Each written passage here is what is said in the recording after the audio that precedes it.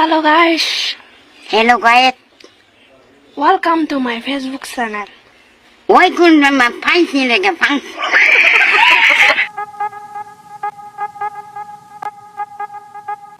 Halo CSku, berjumpa kembali dengan manusia Madesu di Easy Film. Baiklah, berikut ini gua akan meringkas sejarah gangster bernama Primeiro Comando da Capital atau PCC. Mereka adalah gangster paling berbahaya di Brazil karena dikenal sangat kejam. Oke CSku, sebelum kita mulai seperti biasa kita intro dulu guys. Kita mencari manusia, membotakkan mata, mengosongkan jiwa. Saya kesunyian, tak lagi kau dengar. Inilah saatnya kau melihatnya. Ikutlah bersamaku, berjalan bersamaku. Dengan apa membara, dengan asap bermakna. Marilah harapan jadi kenyataan. Marilah harapan jadi kenyataan.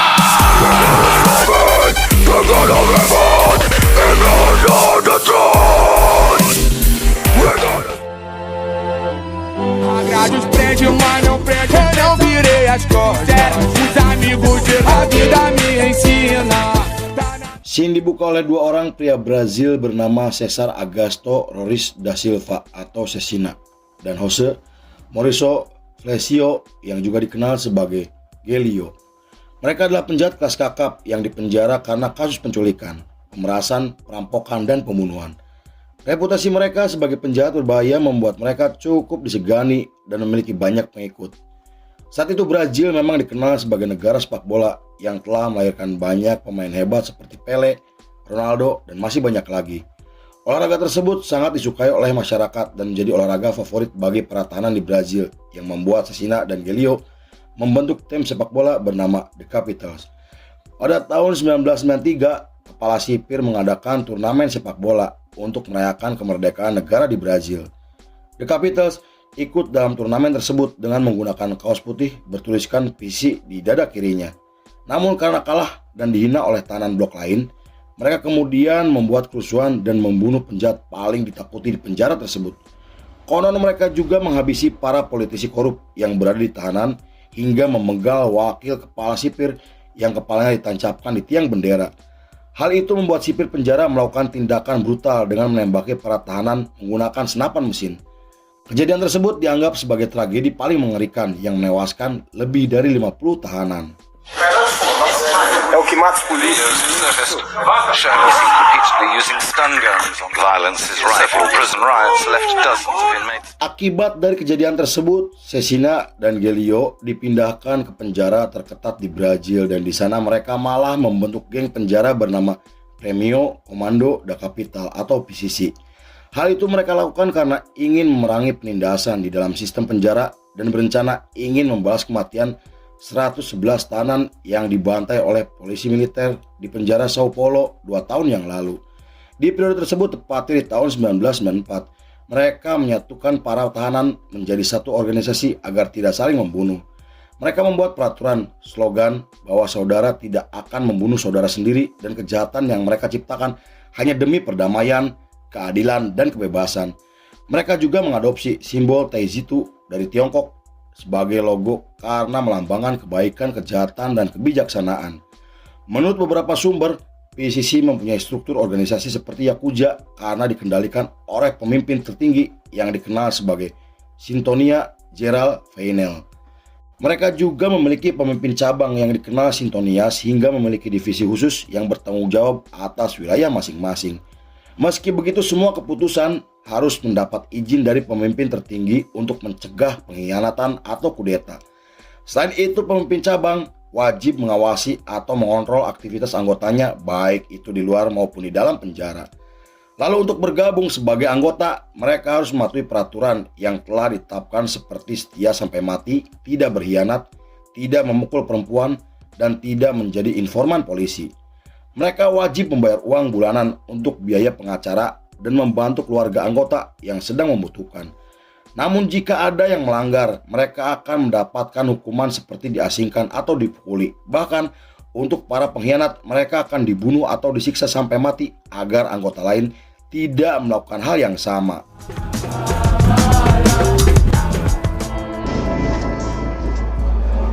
But in April last today, pada tahun 1996, PCC telah menjelma menjadi geng yang cukup disegani oleh kelompok lain. Mereka mampu memberikan perlindungan kepada para tahanan lain sampai menjaga ketertiban dalam sistem penjara yang tidak dimiliki hukum.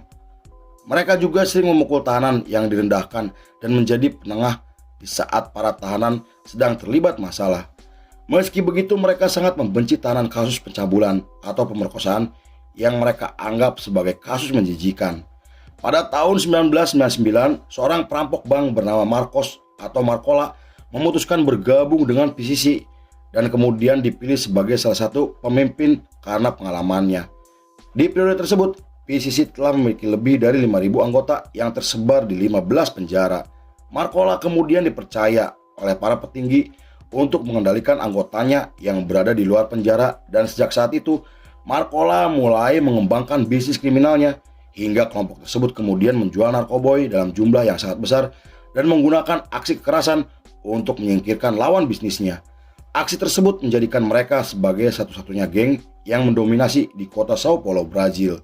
Meski begitu, mereka tidak melakukan aksi pembunuhan karena menurut mereka hal itu akan menarik perhatian polisi dan menghambat bisnis mereka. This is Marcos William. He controls 60% of Brazil's cocaine The market. most dangerous criminal organization to burn buses because they received an order. Pada tahun 2000, Marcola ditangkap dalam penggerebekan setelah membunuh seorang hakim bernama Antonio Jose. Pemerintahan kemudian membuat program untuk membubarkan geng tersebut dengan memindahkan Cecina dan Gelio ke penjara yang terletak di Rio de Janeiro. Namun tindakan tersebut malah menjadi bumerang karena setelah mereka dipindahkan, mereka disambut baik oleh para tahanan lainnya dan jumlah anggotanya malah semakin meningkat hingga terus menyebar ke seluruh penjara di Brazil. Pada Februari 2001, mereka menarik perhatian publik ketika 28.000 tahanan membuat kerusuhan di dalam penjara dan menunjukkan logo mereka di jendela penjara. Gelio juga memerintahkan anggotanya di luar penjara untuk menyerang fasilitas umum dan gedung pemerintahan untuk mengintimidasi otoritas pemerintah. Bahkan mereka sampai membakar mobil dan menyandra 5.000 orang yang membuat pemerintahan menyebut mereka sebagai kelompok radikal. Akibat dari kejadian tersebut, Marcola bersama para petinggi lainnya meminta Cecina dan Gelio untuk mundur dari jabatannya. Hal itu membuat mereka berdua merasa dihianati setelah tahu jika Marcola ditunjuk sebagai pemimpin baru dari PCC. Saking dendamnya, Cecina dan Gelio sampai mendirikan geng sendiri dan menyatakan perang dengan kelompok PCC. Sunday, when inmates overpowered guards, fellow prisoners being held hostage, but it turns out 1,000 on the roof of one of the cell blocks. Pada tahun 2002, Marcola bertemu dengan Mauricio Hernandez atau yang lebih dikenal sebagai Komandan Ramiro. Ia adalah mantan pejuang gerilya sekaligus pemimpin organisasi pemberontak sayap kiri yang dipenjara akibat kasus penculikan seorang pengusaha di Brazil. Pertemuan tersebut membuat mereka memutuskan untuk menjalin aliansi yang kemudian Komandan Ramiro mengajari konsep berperang. Beberapa bulan kemudian, mereka secara terbuka mendukung politisi sayap kiri dalam pemilihan gubernur Sao Paulo di Brazil. Mereka juga membuat keputusan untuk menyerang ekonomi Brazil dengan meledakkan kantor bursa saham karena dampaknya akan menguntungkan kandidat sayap kiri dan mengubah arah pemilihan presiden. Namun serangan tersebut dapat digagalkan setelah polisi menemukan mobil yang berisi 5 ton bahan peledak. Menurut kepolisian Brazil, PCC telah berevolusi menjadi organisasi berbahaya yang memiliki hubungan dengan pemimpin teroris bernama Ahmad Farouk Omairi. Mereka ternyata menjalin kerjasama dengan organisasi Libanon dan kelompok militan Hizbullah dalam penyelundupan rokok ilegal, perdagangan senjata, dan skema pencucian uang. Tak hanya itu, mereka juga terus melakukan serangan teror hingga merampok bank pada tahun 2005. Perampokan tersebut dianggap sebagai salah satu perampok terbesar sepanjang sejarah yang merugikan negara sebesar 160 juta dolar. Operação. 16 homens foram presos em galpão.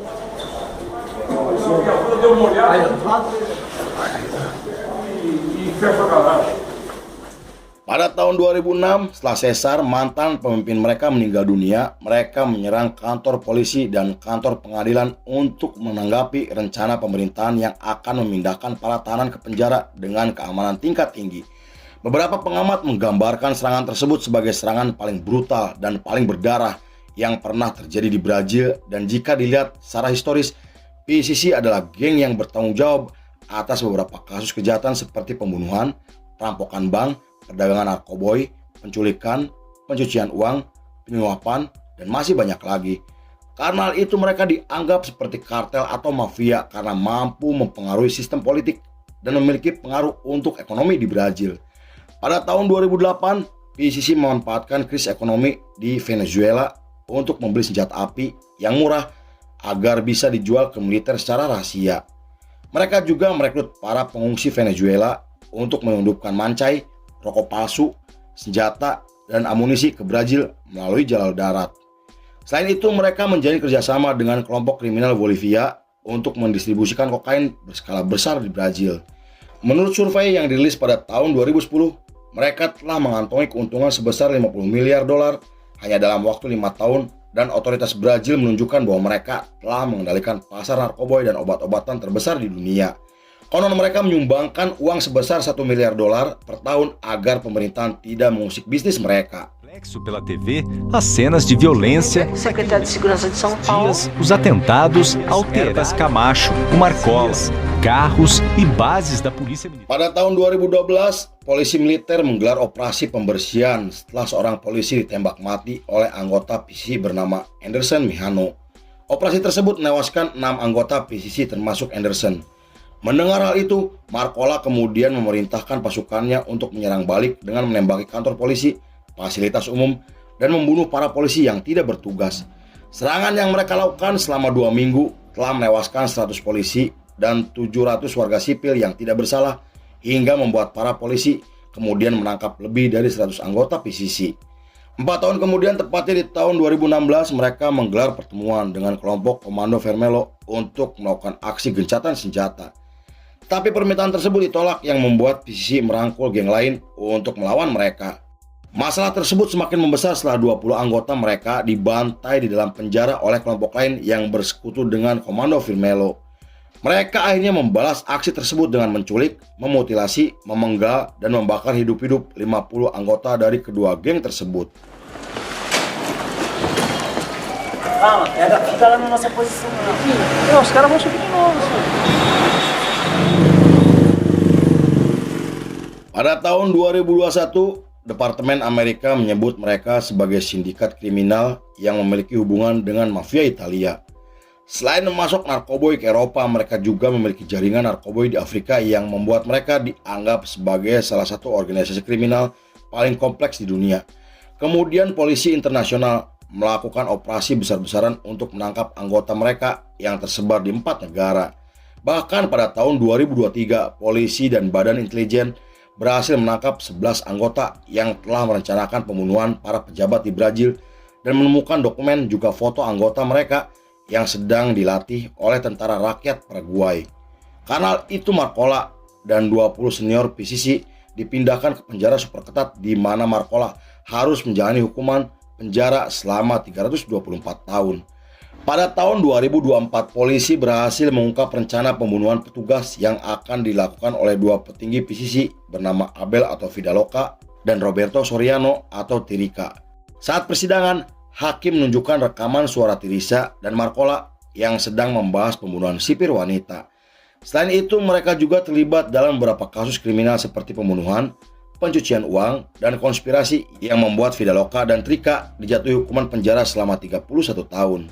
2 hari setelah divonis, Tirika menuduh jika Marcola telah membocorkan rekaman tersebut agar mendapat pengurangan masa tahanan.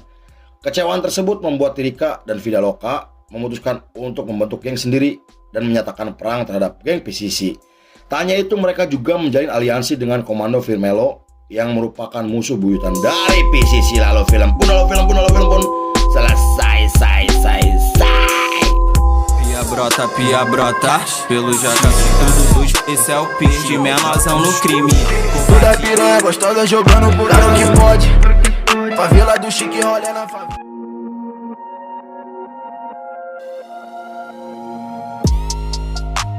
Gangster sejati bukan soal kekuatan tapi soal loyalitas dan kehormatan. By tukang cuangki. Oke CSGO, terima kasih sudah menyaksikan ringkasan ini nggak selesai. Saya beserta jajaran Berandal Malam kembali pamit undur diri, sampai jumpa di episode berikutnya. Bye bye hampura bye CSGO.